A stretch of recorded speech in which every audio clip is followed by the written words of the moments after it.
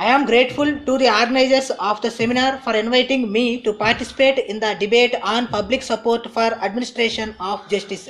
It is common knowledge and therefore needless for me to stress the point that social support is essential for effective implementation of any law that is sought to be enforced in any society. In common parlance, law is that which is enacted by the legislature. It may be admitted in this connection that general acceptance of certain guidelines for social behavior would lead to effective functioning of the institutions of law. At the dawn of civilization, when people began to organize themselves into social groups, the need for preservation of their identity was felt.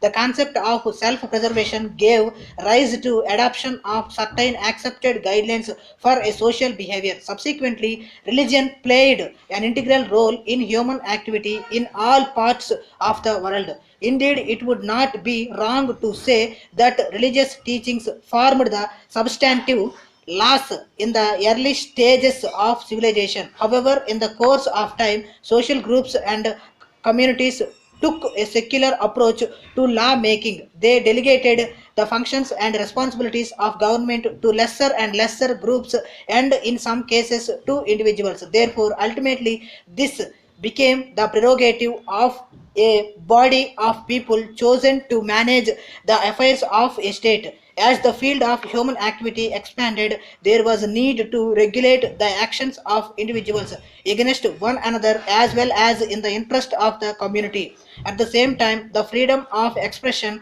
of the individuals and communities must be respected. When we think of democracy and the functioning of democratic institutions, the individual must be allowed to have full freedom in all respects for his growth. At the same time, it is most important to realize that freedom of individuals should not be allowed to create conditions of anarchy in the society. So there is need to impose reasonable restrictions on the human behavior with the help of the laws of the state. At the same time, the discontent, if any, against the policies of the government should not be left unnoticed by the state. Honestly speaking, genuine criticism should never be curbed.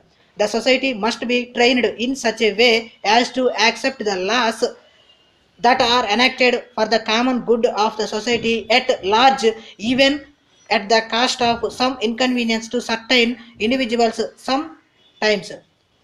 With the evolution of societies into nations and the enormous growth of population, it is natural that the laws also grow in number. While capital punishment has been abolished in a majority of the countries, the public opinion in some others is still in favor of retaining it.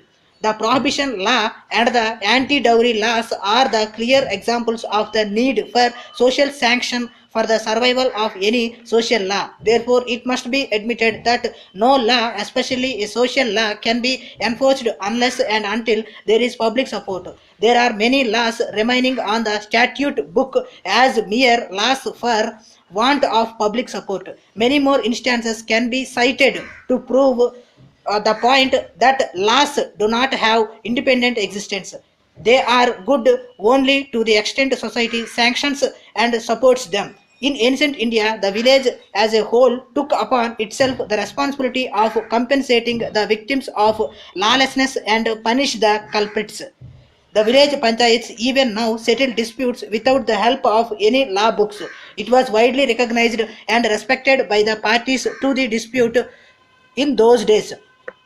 The criteria for such decisions are custom, convention, and equity. Very often, the panchayats hold sessions in temples or other sanctified places to derive authority and maintain impartiality in their proceedings. As a matter of fact, among the tribal people in several parts of the country, even today, there are special rules made by the state prohibiting interference with the decisions of the tribal councils taken in accordance with their customary laws. However, these rules make a distinction between the type of cases to be dealt with by the statutory organizations of law enforcement and those to be decided by the tribal councils. All such decisions are unquestionably accepted by the community. Involvement of the people in the enforcement of law will go a long way to achieve the desired effect. In fact, the Criminal Procedure Code makes it obligatory on the part of the citizens to assist the process of law enforcement in a constructive manner. However, it is rather difficult to say positively that it is being practiced. In this connection, it is necessary that the police force in India remember that they are members of the public, with the only difference that they are employed to give full attention to duties which are normally incumbent on every citizen to perform. The police will be successful only when they get the willing cooperation of the community in all their actions. In the report of a police commission presented to the government recently, it was said that in spite of high handedness and questionable methods indulged in by some policemen, the majority of public continue to extend its support to the police.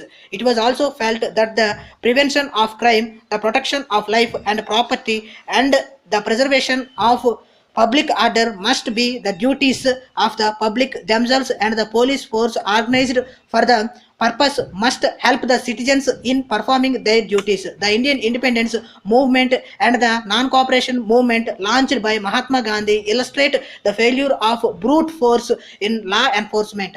Unless they reflect the prevailing needs of the society, the police will be subjected to stresses and strains as is happening now. The police should have enclosed liaison with the public at all levels with a view to doing the greatest good to the largest number. However, I would like to caution that taking public support for granted would be a costly mistake, but the members of the society should be motivated to assume greater responsibility for preventing crimes.